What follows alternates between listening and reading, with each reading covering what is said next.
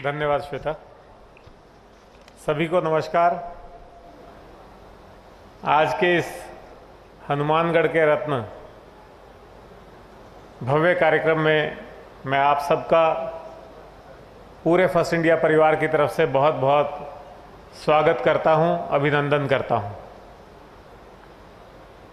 हमारा सौभाग्य है आज मंच पर हमारे साथ इस पूरे गंगानगर हनुमानगढ़ क्षेत्र की हस्तियां हमारे साथ मौजूद हैं। आज के कार्यक्रम के मुख्य अतिथि श्री प्रहलाद टाक, जो कि माटी कला बोर्ड के चेयरमैन भी हैं, यहाँ विराजमान हैं। मैं आपका स्वागत करता हूँ। और एक बात इस मौके पे कहना चाहूँगा कि माटी कला बोर्ड जैसे संस्थान को भी आपने अपनी ऊर्जा से, अपनी मेहनत से लोगों के ध्यान में ला दिया है और पूरे राजस्थान में उसकी चर्चा होने लगी। ख़ास तौर पे जो मिट्टी का काम करते हैं, कुम्हार समुदाय से हैं, उन लोगों का जीवन कैसे सुधरे, उनकी जो काम करने की प्रक्रिया है उसका कैसे आधुनिकीकरण हो, कैसे बिजली से चलने वाले मिट्टी के चाक उपलब्ध हों, कैसे मिट्टी गूंथने की मशीनें बिजली से चलने वाली उपलब्ध हों। मुझे अभी आपसे पता लगा कि करीब 40,000 रुपये की एक यूनिट बनती है और राजस्थान में माटी कला बोर्ड करीब 2,000 यूनिट फ्री सप्लाई कर रहा है। तो एक बहुत बड़ी बात है। साथ ही उन कारीगरों को कैसे स्किल डेवलपमेंट किया जाए, कैसे उनको उनकी कौशल विकास किया जाए, कैसे उनको नए नए तरीके सिखाए जाएं। आज आप देखते होंगे बहुत सारे बड़े बड़े फंक्शंस में, यहाँ तक कि दिल्ली में जो प्रधानमंत्री कार्यालय के फंक्शन होते हैं उसमें भी मिट्टी के बर्तन, मिट्टी के सिकोरे, मिट्टी के दिए, इनका फैशन वापस से लौट आया है। उस तरह के प्रयास जब ये कर रहे हैं तो निश्चित तौर पे उसका असर देखने को मिल रहा है और जो एक पिछड़ा हुआ समुदाय था उसको आगे लाने में एक बहुत बड़ी भूमिका हम माटी कला बोर्ड की और आपकी देख रहे हैं। आपका बहुत बहुत स्वागत। डॉक्टर राम प्रताप जी हमारे बहुत ही आदरणीय रहे हैं, इस क्षेत्र के कद्दावर नेता हैं, 4 बार एमएलए भी रहे और वसुंधरा जी के कार्यकाल में जल संसाधन मंत्री रहे, इंदिरा गांधी नहर के मंत्री रहे। मैं भी चूँकि पहले सरकार में ही था तो मुझे उस समय की आपके साथ काफ़ी यादें हैं। अभी हम बात भी कर रहे थे, जब आप मंत्री होते थे और हम अधिकारी होते थे, तब कई बार आपसे वास्ता पड़ता था। तो एक बहुत ही प्रभावशाली मंत्री के रूप में आपने अपना कार्यकाल निभाया और ख़ास तौर पे कैसे यहाँ नहरी पानी ज़्यादा से ज़्यादा आ सके, कैसे नहरों की जो छीजत है, जो उसमें कटाव है या वो है, उसकी लाइनिंग कैसे दुरुस्त हो सके, उस बारे में जितना बड़ा काम आपके कार्यकाल में हुआ वो पहले शायद कभी नहीं हुआ। इसी तरह से अभी भी इस पूरे क्षेत्र में चाहे वो फ्लाईओवर्स बन रहे हों, अंडरपास बन रहे हों, सड़कें बन रही हों और विकास के काम हो रहे हों, वो सारे विकास के काम आपकी देखरेख में हो रहे हैं और आपका निरंतर उसमें रुझान बना रहता है और उम्र आपके आड़े बिल्कुल नहीं आती। अभी हम देख रहे थे कि आपकी फिटनेस का राज क्या है। तो आपने बताया कि जो एक मशीन पे जब हम अपना नाप तोल देखते हैं, बीएमआई इंडेक्स देखते हैं, तो मशीन के हिसाब से अपनी उम्र से 15 साल छोटे हैं। इतना अच्छा इनका फिटनेस लेवल। हमारे बीच संगरिया के और पीलीबंगा के एमएलए साहिबान पूनिया जी और विनोद जी विराजमान हैं। दोनों ही बहुत ही जुझारू एमएलए हैं, हमेशा जनता के बीच में रहते हैं और जनता के सुख दुख में ही अपना जीवन समझते हैं। तो सेवा भाव से काम करने वाले दोनों एमएलए साहिबान का भी मैं यहाँ स्वागत करता हूँ। कविता मेघवाल जी, जिला प्रमुख, आपका भी बहुत बहुत स्वागत है। ग्रामीण क्षेत्र में कैसे विकास हो, कैसे ग्रामीण जनता का उत्थान हो, कैसे वो आगे बढ़ें और ख़ास तौर पे जो प्रधानमंत्री जी ने एक विज़न दिया है भारत का, विकसित भारत 2047, और उसके हिसाब से विकसित राजस्थान 2047। तो ख़ास तौर पे ग्रामीण क्षेत्रों में ये बताने की बहुत ज़रूरत है कि ग्रामीण क्षेत्र विकसित राजस्थान 2047 के तहत कहाँ पहुँचेंगे। आपको जान के आश्चर्य होगा, एक बार मैं कहीं बात कर रहा था तो वहाँ के ग्रामीण क्षेत्र के जनता ने ये कहा कि हमारे भी 2047 तक बड़ी बड़ी सड़कें बन जाएंगी, फ्लाईओवर बन जाएंगे, अंडरपास बन जाएंगे, ट्रैफिक की लाल लाइटें लग जाएंगी। तो हमें लगा ये लोग शायद पूरा ढंग से उसको पहचान नहीं पा रहे हैं कि ये विकसित राजस्थान 2047 का ग्रामीण क्षेत्रों के संदर्भ में क्या महत्व है। उस काम को लेकर जिला परिषद आगे बढ़ रही है। ग्रामीण क्षेत्रों में शिक्षा की अच्छी व्यवस्था हो, ग्रामीण क्षेत्रों में मेडिकल एंड हेल्थ की बेहतरीन व्यवस्था हो, चाहे वो टेलीमेडिसिन है, चाहे वो दूसरे तरीके हैं, एक्सपर्ट डॉक्टर्स की राय उपलब्ध हो जाए, बच्चों को स्कूल के लिए बहुत दूर नहीं जाना पड़े, किसानों को उनकी उपज बेचने के लिए चाहे वो न्यूनतम समर्थन मूल्य मिले, चाहे वो उनको मंडी जाकर के बेचना हो, उसके लिए अच्छी सड़कें हो, वातावरण अच्छा हो, प्रदूषण नहीं हो, ये एक विकसित ग्रामीण क्षेत्र होगा। तो जिला परिषद पे भी बहुत बड़ा इस चीज़ को लेकर के भार है। यहाँ पे जो है एडीएम साहब भी बैठे हुए हैं, अभी कलेक्टर साहब थोड़ी देर में आएंगे, और आपका सुमित रेणवा जी भी बैठे हैं, मैं उनका भी स्वागत करता हूं। मेरा पहले परिचय नहीं है इनसे।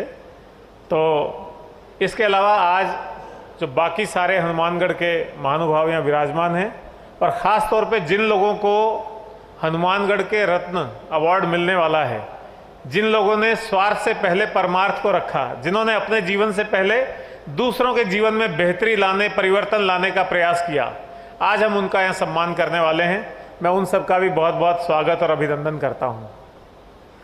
हनुमानगढ़ एक ऐसी अनोखी धरती है जहाँ पे इतिहास, संस्कृति और आधुनिक विकास सबका एक संगम देखने को मिलता है, अनूठा संगम देखने को मिलता है।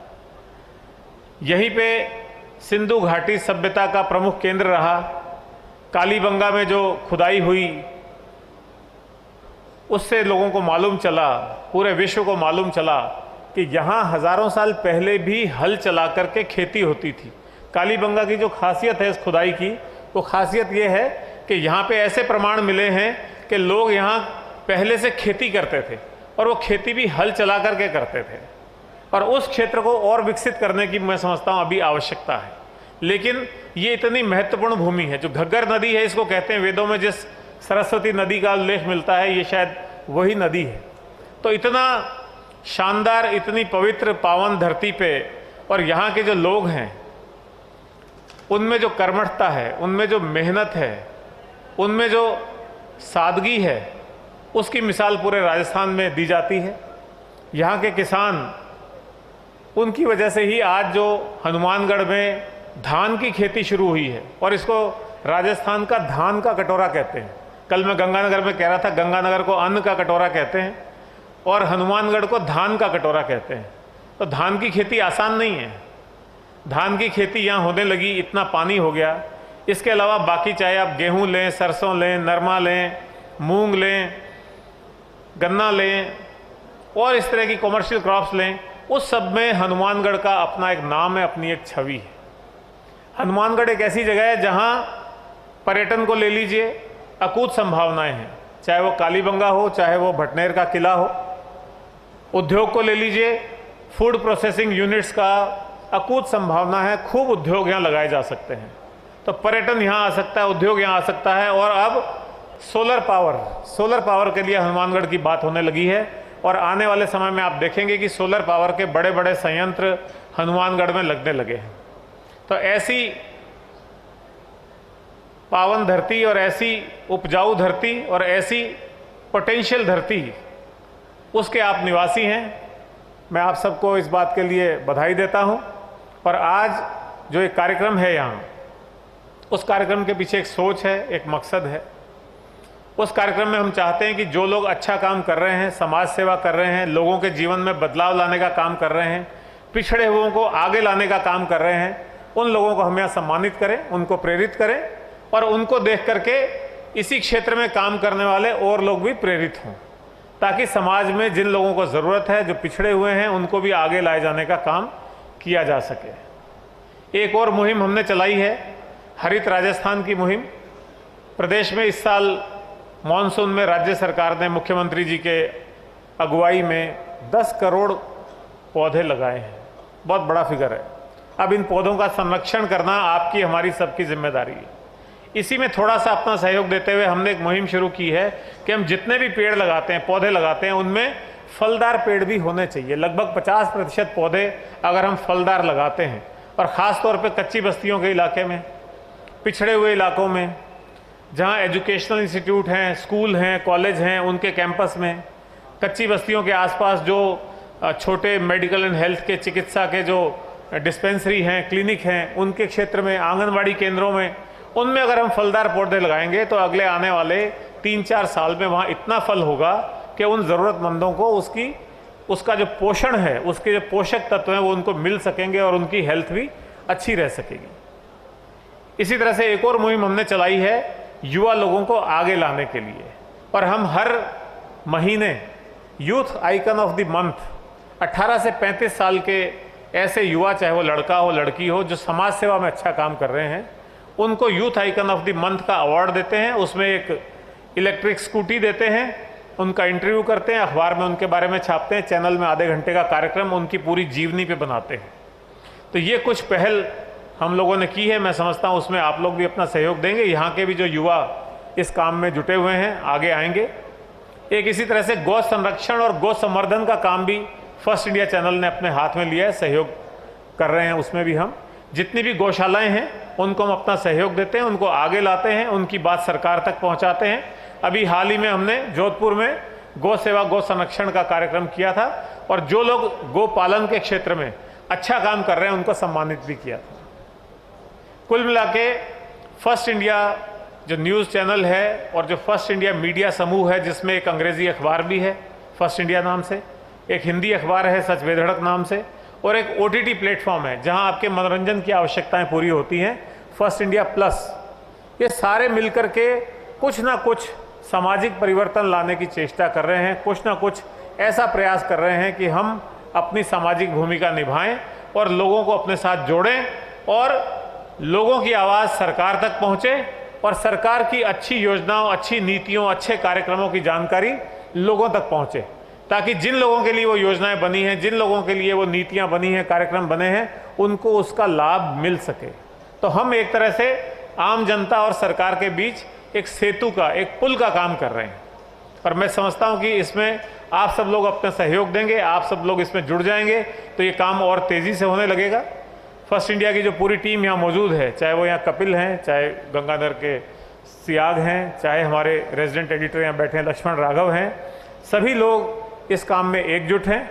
हमारे मुख्यालय पे सीनियर एडिटर जिनेंद्र सिंह बैठते हैं, इनकी देखरेख में सभी लोग लगे हुए हैं। आपको भी कभी कोई बात ऐसी लगती हो, कोई ऐसी चीज़ हो जो सरकार के ध्यान में लाई जानी है, आप फर्स्ट इंडिया को अप्रोच करिए, फर्स्ट इंडिया तक अपनी बात लाइए, उस बात को निश्चित तौर पर सरकार तक लेके जाएंगे और उसकी सुनवाई होगी। और जिस तरह की संवेदनशील सरकार अभी काम कर रही है, अच्छा काम हो रहा है, तो आपकी समस्याओं का समाधान होने का भी पूरा संभावना रहेगी। तो एक बार फिर इस कार्यक्रम में आप सब लोगों ने अपना समय निकाल करके यहाँ आए, आप सबका बहुत बहुत शुक्रिया, धन्यवाद, थैंक यू।